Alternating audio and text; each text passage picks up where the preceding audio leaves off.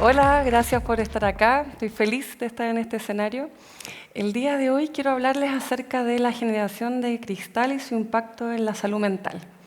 Entonces, vamos a partir con este concepto, con esta idea, y que cada vez hablamos más de la generación de cristal.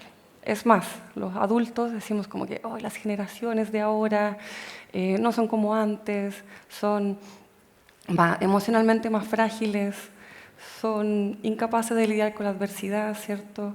Y muchas veces dicen, en mi época no era así, yo no tenía, o sea, yo respondía mejor, etcétera, etcétera, etcétera. Podríamos seguir. Este término se usa para describir a las generaciones jóvenes entre la generación de mediados de los 90 y principios del año 2000, ya no estamos corriendo quizá un poco más. Y que, como les decía, se han mostrado más sensibles emocionalmente, quizás menos, se observan menos tolerables la frustración. Y aunque el término tiene una connotación peyorativa, también refleja un contexto de cambios en valores sociales y un aumento también en la atención de salud mental.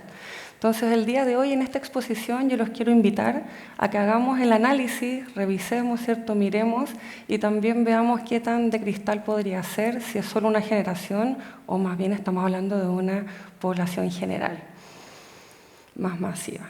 Entonces, aquí en esta presentación quiero que hagamos un zoom, ¿cierto?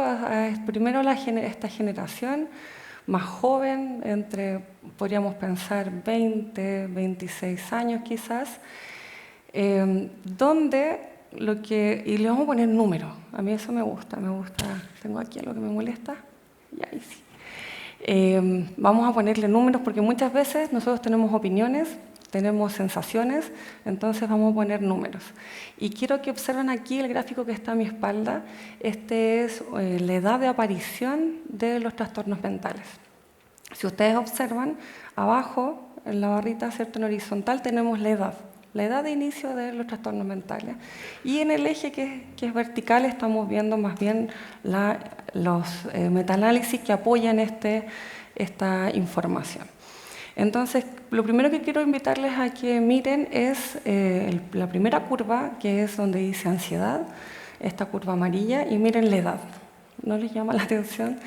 El inicio de los trastornos ansiosos se ha establecido alrededor de los 5 años. 5 años. Debería alertarnos esto.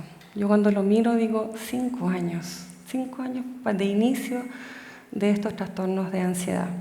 Luego, cuando continuamos en este viaje, ¿cierto?, en estos índices, vemos que están los trastornos de la conducta alimentaria, trastornos de consumo de sustancias, trastorno obsesivo compulsivo, trastornos del ánimo, esquizofrenia, trastornos de personalidad, ¿cierto?, etcétera. Y en esto les quiero mostrar que el inicio de aparición de todos estos trastornos psiquiátricos se observan antes de los 25 años. Por lo tanto, en esta generación están pasando cosas y que con esta etiqueta podemos caer y podemos tener la dificultad de no poder verlas e incluso naturalizarlas. Ahora, si vamos a ver nuestro cerebro, en qué está, ¿cierto?, antes de los 25 años, también están ocurriendo varias cosas bien interesantes. Entre ellas tenemos esta idea de periodos sensibles. Un periodo sensible es aquella etapa en la que nuestro cerebro está más neuroplástico, ya absorbe. Siempre decimos, el cerebro de los niños y niñas son una esponjita. Bueno, nuestro cerebro está más abierto hacia los cambios del medio, es más neuroplástico. Y les quiero mostrar la primera línea en amarillo, nos está mostrando el desarrollo de un sistema que se llama sistema de amenaza, ¿ya?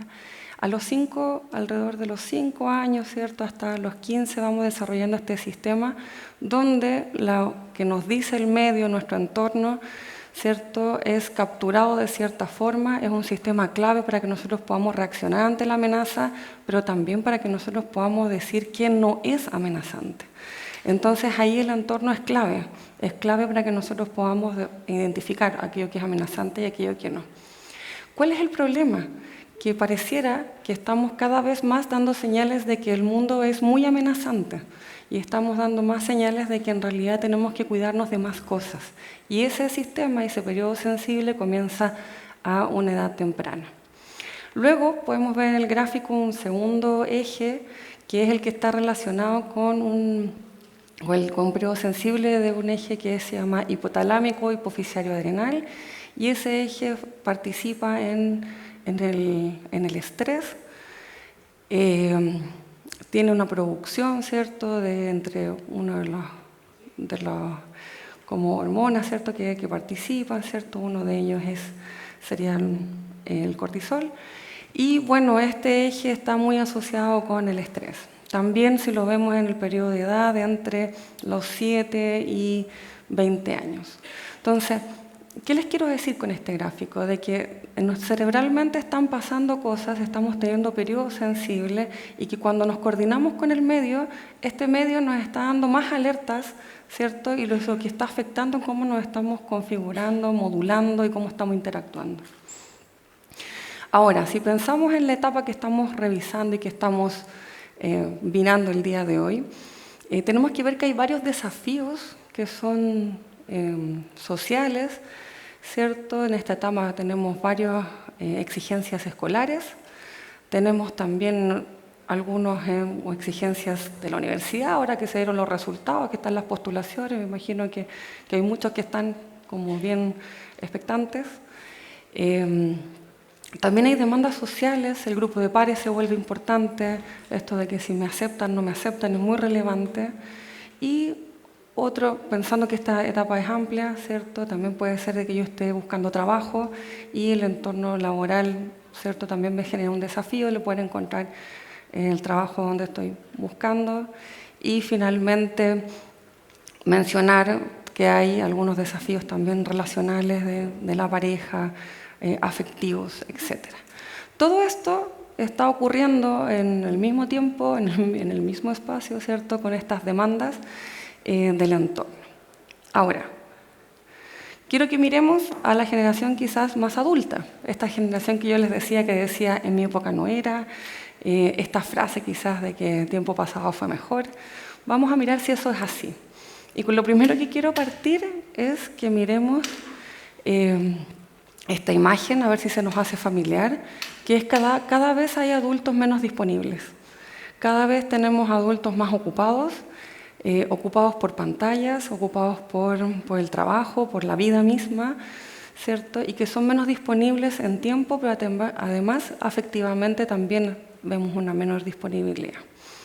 Y también quiero mostrarles esta como alerta que nos hace la UNICEF, donde, por ejemplo, se menciona que Chile mantiene altos niveles de violencia hacia niños, niñas y adolescentes por parte de sus cuidadores principales. Entonces, también tenemos un entorno que no está favoreciendo lo que estamos viendo en esta generación llamada de cristal.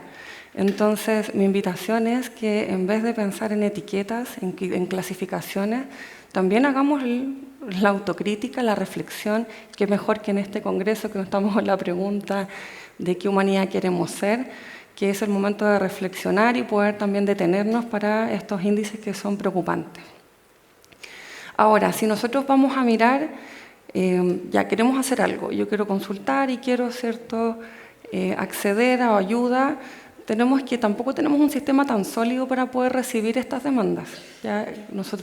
Chile es un país OCDE, donde el gasto en salud mental es uno de los más bajos, alrededor del 2%, esta es una cifra del año 2023. Las recomendaciones son desde el 5% hasta incluso algunos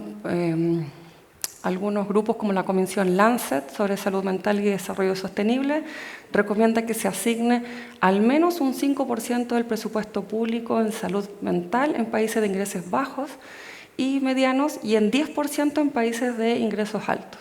Es decir, que nosotros como deberíamos estar mirando a tener, ¿cierto?, un presupuesto más asociado como el de Canadá, Reino Unido quizás, y miren, nuestra realidad en realidad es mucho más bajo en esto. ¿Y en qué se traduce? En que finalmente nuestros sistemas de salud no dan abasto. ¿Ya? Los profesionales son escasos, tenemos ¿Cuántos de aquí han querido pedir una hora en psiquiatría y cuesta? No hay poca disponibilidad, en psicología es lo mismo. Entonces, fortalecer el sistema es algo clave. Ahora, saliéndonos de Chile, vamos viendo la región, porque podríamos decir, oye, esto de salud mental es un problema de salud mental es solo de Chile. No, si nosotros vamos a ver la región de las Américas, también tenemos de que la depresión es la que lidera en la carga de los trastornos mentales en la región. Estos son datos del 2018, las estadísticas, muchas están en actualización, así que hay mucho dato que no está disponible en la actualidad y seguramente van a ir cambiando, porque tenemos una pandemia entre medio. Y en este gráfico, ¿cierto? Cuando vamos a mirar en el mundo, entonces, ¿qué está pasando en el mundo? Tenemos que en rojo, aquí en este gran gráfico, observamos la carga mundial y regional de los trastornos mentales y en rojo lo que podemos ver son los trastornos depresivos. Es decir, de que tenemos una alta carga, ¿cierto? Asociada a este trastorno depresivo y esto está entre los años, ¿cierto? De 1990 a 2019, es el análisis sistemático para el estudio de carga mundial de enfermedades 2019. Y ustedes podrían preguntar, bueno, tenemos una pandemia, ¿esto cambió en algo? Y por supuesto, sí, el número de diagnósticos de depresión a nivel mundial aumentó en un 27,6%. Entonces este gráfico lo podríamos aumentarle, ¿cierto? Quizás unas barras más anchas. Ahora, ¿qué les quiero decir con esto? Y con este gráfico quiero mostrarles de que no es solo un grupo el que está teniendo dificultades en salud mental, sino que estamos hablando de una población que va desde, imagínense, el más chiquitito de 5 años hacia los 90 años. Por lo tanto, clasificar y decir que esto es de una generación es bastante estrecho, ¿cierto? Y limitante. Ahora, en esta etapa tenemos un estado que se ha descrito desde la psiquiatría, que es el estado mental de alto riesgo.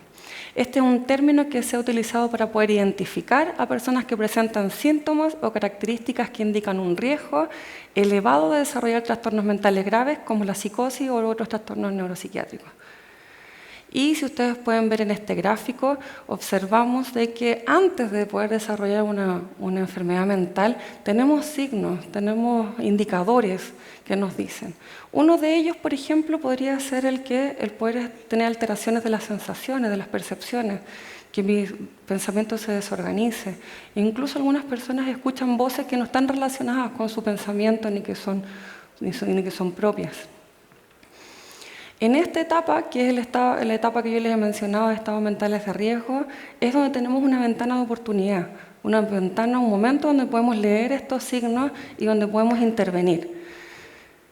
Entonces, las etiquetas, como nuevamente, no nos ayudan en esa identificación, incluso nos pueden llevar a normalizar ciertas actitudes, ciertos signos que nos estarían llamando la atención, que necesitan de atención. Bueno, en la clínica psiquiátrica universitaria, considerando esto, se creó el primer programa en Sudamérica para estos desafíos asociados a la detección temprana de enfermedades psiquiátricas severas y hemos creado además en todo Chile una red de estados mentales de riesgo. Esta es una red donde participan psiquiatras, psicólogos, psicólogas, terapeutas, es decir, equipos, personas que trabajan en salud mental, que están preocupados por la detección temprana, por la prevención y que en el fondo queremos ganar tiempo y prevenir. Estas dos iniciativas son de mucha motivación, de mucho trabajo. No tenemos una política pública que nos respalde, por lo tanto también esa podría ser una posible amenaza, porque el entusiasmo es movilizador, pero también si se nos acaba o si tenemos mayores ocupaciones, también este proyecto podría verse amenazado. Ahora, eso no nos ha pasado, al contrario, tenemos más fuerza, queremos crecer y yo estoy aquí hablando de este tema para que ustedes también lo conozcan. Ahora, iniciativas mundiales acerca de la prevención, hay muchísimas. Una de ellas que es esta llamada Accelerating Medicine Partnership de esquizofrenia, donde, si ustedes ven, son varios centros en el mundo en el que están trabajando en la detección temprana Y Sudamérica tiene solo un país, que es Chile. Chile, a pesar de lo que les decía, que no tenemos política pública quizás que nos apoye fuertemente en esta prevención, sí hemos sido un centro que hemos podido mostrar desarrollo, hemos podido mostrar capacidad y en los cuales hemos sido considerados en iniciativas mundiales para poder contribuir en la detección e intervención temprana de enfermedades psiquiátricas. Ahora, este proyecto, ¿qué es lo que busca? Busca que en la población, ¿cierto?, ir a buscar ciertos indicadores que nos hablen de que la persona está desarrollando un estado mental de riesgo y el 20% de las personas identificadas en esta etapa van a desarrollar alrededor de 2 años algún tipo de enfermedad, entre ellas la psicosis. Y en la psicopatología y la psicosis estamos hablando de una enfermedad que es severa. Entonces, este proyecto, ¿qué es lo que busca? Yo les mencionaba, hay varios signos y estos signos pueden derivar a distintas enfermedades psiquiátricas. Ahora, ¿cuál? No sabemos. No sabemos qué tipo de enfermedad va a desarrollar cada persona. Algunos van a desarrollar trastorno depresivo, algunos trastornos ansiosos, algunos trastorno afectivo bipolar, de personalidad, etc. No lo sabemos. Entonces, a través de indicadores clínicos, biomarcadores, fluidos, indicadores digitales, a través del habla, se busca el poder detectar y el poder hacer la diferencia de aquellas personas que sí van a desarrollar una psicosis, aquellas que van a remitir pero que van a tener algún tipo de dificultad cognitiva y aquellos que no van a seguir avanzando. Entonces esto nos va a permitir poder hacer medicina de precisión, poder orientar las intervenciones y por supuesto que el objetivo ya más desafiante es poder prevenir y revertir. Ahora, ¿qué podemos hacer como sociedad? La invitación entonces es a no etiquetar, a más bien observarnos, mirarnos, identificarnos, ¿cierto? Que el grupo tiene mucho que hacer de contener somos la primera línea, mejorar los accesos a psicoterapia y las intervenciones en salud mental. Y vuelvo a reiterar, esto de las etiquetas nos está alejando, nos está estigmatizando, cuando es más bien una población mundial en la que estamos presentando distintos síntomas, distintos signos también, y los cuales requerimos de una comprensión y una mayor validación de ellos. Con esto finalizo la presentación, les doy las gracias por su atención. En ciencia nunca se está sola ni solo, esto es un trabajo colaborativo. Quiero dar las gracias a mi familia, que sin ella era imposible que yo esté acá, a mis colegas, amigos de la Facultad de Psicología de la Universidad Alberto Hurtado, al Laboratorio de Psiquiatría Translacional, que es un equipo de trabajo muy importante para el desarrollo de todas estas ideas y de la intervención y detección temprana, al Hospital Clínico de la Universidad de Chile, al Núcleo Milenio para mejorar la salud mental de adolescentes y jóvenes, la Red de Mar y a una iniciativa de divulgación científica, se llama Científicamente Mujeres. Le doy las gracias al equipo, a Paulina Segovia que me acompaña en este proyecto. Les dejo también ahí las redes por si nos quieren visitar. Y esta presentación está dedicada a mi sobrina Ina Celeste. Muchas gracias.